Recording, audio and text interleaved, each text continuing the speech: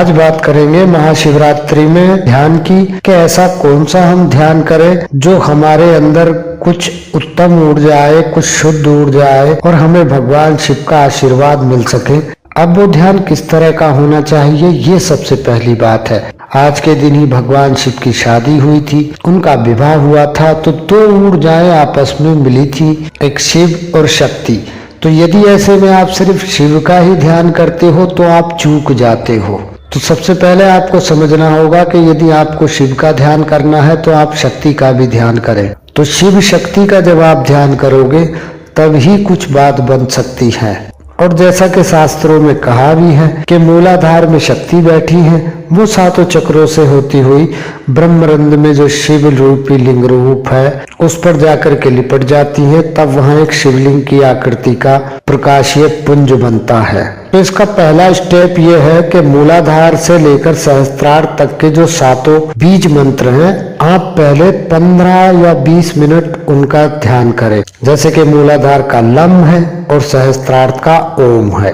तो आपको क्रम से ये ध्यान करना है। अपने सातों चक्रों पर एकदम से पहले बिना कुछ पढ़े ध्यान लगाएं। सातों चक्रों की जगह फील करें कि कहाँ कहाँ सातों चक्र हैं। फिर आप करें लम बम रम यम हम ऊ ओम, लम बम रम यम हम ऊ ओम, लम बम रम यम हम ऊ ओम। तो इस तरह से क्रम बाय क्रम। तो जब 20 मिनट आप सातों चक्रों का ध्यान करेंगे बहुत ही अच्छे से, कुछ की प्रैक्टिस में कुछ लोगों को एकदम ध्यान नहीं जाएगा, वो लोग कम से कम आधा घंटा प्रैक्टिस करें। बड़े शांत होकर बैठ जाएं, कोई मुद्रा की जरूरत नहीं है, रिलैक्स होकर बैठ जाएं। कुछ लोग ऐसे भी हैं जो मेरी वीडियो सुन रहे हैं, वो नहीं बैठ पाते हैं, तो उन्हें कोई जरूरी नहीं है वो बैठे, वो लेट जाएं, सीधा सीधा लेट करके वो पढ़े लम बम रम यम हम ऊ ओम। बड़े सरलते से धीरे धीरे पढ़े और फिर थोड़ा जल्दी नहीं बोले, लम बम रम यम हम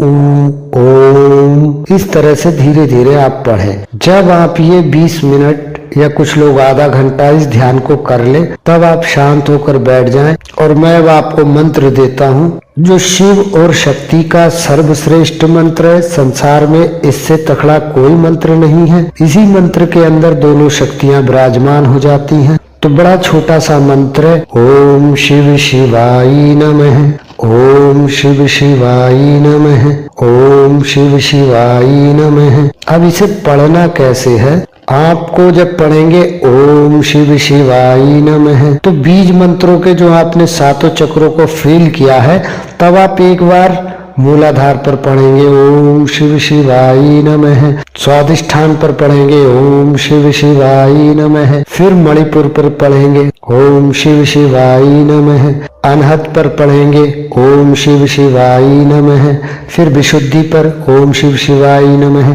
आज्ञा चक्र पर ओम शिव शिवाय नमः, फिर सीधा सहस्त्रार्थ पर ओम शिव शिवाय नमः। तो जब ये ओम शिव शिवाय नमः आप मूलाधार से सहस्त्रार्थ तक पढ़ोगे तो शिव और शक्ति को दोनों को मिला करके नमः यानी प्रणाम करोगे। और उस अर्धनारीश्वर रूप का आपको ध्यान करना है। आपको शिव और शक्ति को अलग नहीं लेना है, क्योंकि आज के ही दिन अर्धनारीश्वर सब रूप का निर्माण हुआ था। शिव और शक्ति दोनों मिले थे। भगवान शिव ने खुद भी कहा है कि बिना शक्ति के मैं अधूरा हूँ, बिना ई के शब है शिव नहीं है, शिव में से ई हटा दो तो वो शब बन जाता है। तो आज के दिन ये ध्यान रखेंगे, शिव के साथ शक्ति का भी स्मरण करेंगे। इसीलिए ओम शिव शिवाय नमः बड़े ही आराम से आपको हर चक्र पर पढ़ना है। और जब आपको लगे कि हमने पढ़ लिया, इसे पढ़ते पढ़ते हर एक चक्र पर 10-15 मिनट हो गए हैं, तब आप शांत हो जाएं, थोड़ा सा रिलैक्स लें, पानी वानी पिए आराम से, फिर दोबारा आप बैठ जाएं। फिर आप जितनी देर इसे जपना चाहते हो, थर्ड आई पर ध्यान लगाते हुए ओम शिव शिवाय नमः, तब आप ये पढ़ते रहो और अर्धनारीश्वर की कल्पना आप अपनी थर्ड आई पर करते रहो। ये सकारात्मकता का ध्यान है। हालांकि मैं कहता हूँ कि निराकार का ध्यान करो, लेकिन इस संसार में अगर शक्ति हमारे साथ है तो वो हमारी रक्षा करती है, तो वो हमारी रक्षा करती है निराकार के मार्ग पर चलने के लिए। तो शिव और शक्ति को साथ में लेकर गुरु स्वरूप मानकर या माता पिता मानकर आप जब इस मंत्र का उच्चारण करोगे तो जीवन में आपको अलग अलग अनुभूतियां होंगी। और ये तो गारंटी है कि जिसके भी चक्र में कोई भी नकारात्मकता होगी वो इस शिवरात्रि के दिन दूर हो जाएगी और सातों चक्र क्लीन हो जाएंगे, बैलेंस हो जाएंगे। तो मेरा बताने का मार्ग यही है कि मैं आपको एकदम प्योरिटी देता हूँ। जो भी चीज करो उसे तर्क के साथ करो, ये नहीं कि भेड़ चाल की तरह लोगों से सुन लिया और करना शुरू कर दिया। आज के दिन शिव शक्ति का मिलन हुआ है तो शिव शक्ति को ही याद करेंगे, ना कि किसी एक को। तो आप शिवरात्रि के दिन ये ध्यान कर सकते हैं। भगवान शिव और जीरो सूत्रा को प्रणाम। मैं कंवल सिंह जींद हरियाणा का रहने वाला हूँ और मैं आज आपके साथ कुछ थोड़ा सा अनुभव शेयर करना चाहता हूँ। मुझे जीरो सूत्रा से जुड़े हुए 4 महीने हुए हैं। इन 4 महीनों से पहले मुझे सबसे पहले डिस्क की प्रॉब्लम थी, एक मानसिक परेशानी बनी रहती थी, घर में धन लाभ नहीं था और बहुत सारी समस्याएं थी, समस्याओं का अंबार था। फिर मैंने यूट्यूब से इनका वीडियो देखा और इनसे संपर्क किया। इन्होंने मुझे भगवान शिव के द्वारा बताई गई विधियां बताई कि सभी विधियां मेरी नहीं है, भगवान शिव की हैं, आप कोशिश कीजिए।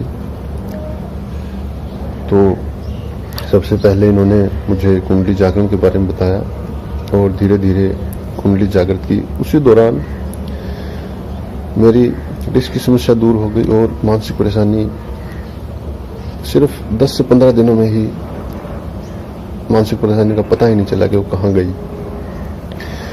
और अब बहुत सारे लाभ हो रहे हैं, बहुत सारे अनुभव हो रहे हैं और अध्यात्म में बहुत अच्छी तरक्की हो रही है, जिसको बखान करने के लिए, जिसको बोलने के लिए मेरे पास शब्द नहीं है। तो ये एक ऐसा अनुभव है जो कि हम पूर्ण रूप से अनुभव कर सकते हैं और शीघ्र रिजल्ट देने वाला है। अतः मैं भगवान शिव और जीरो सूत्रा से बार बार यही नमन करूंगा कि मुझ पर अपनी कृपा बनाए रखें। प्रणाम। ये जो अभी मैंने ध्यान बताया है, अगर आप लोग इसे रोज भी करेंगे, रोज इस तरह से सातों चक्रों पर लंबम रम्यम हम ओम पढ़ेंगे तो भी आपको गारंटी से फायदा मिलेगा। आपको सिर्फ आधा घंटा ऐसा अभ्यास करना है या 20 मिनट करना है और फिर आप इसका चमत्कार देख सकते हैं। YouTube चैनल पर आने का यही प्रयास है कि जो भी अंधविश्वास फैला रहे हैं उनसे दूर रहिए और वैज्ञानिक तरीके से समझिए, तो आपके आध्यात्म को अंधविश्वास में ना झोंके, ज्ञान की नजर से देखें। जो चाहते हैं कि वो वैज्ञानिक तरीके से ध्यान करें तो वो ऑनलाइन कोर्स में मेरे जुड़ सकते हैं, जिसकी 1 टाइम फीस रहती है और अनलिमिटेड कोर्स है। तो हमसे जुड़े रहिएगा। प्रणाम।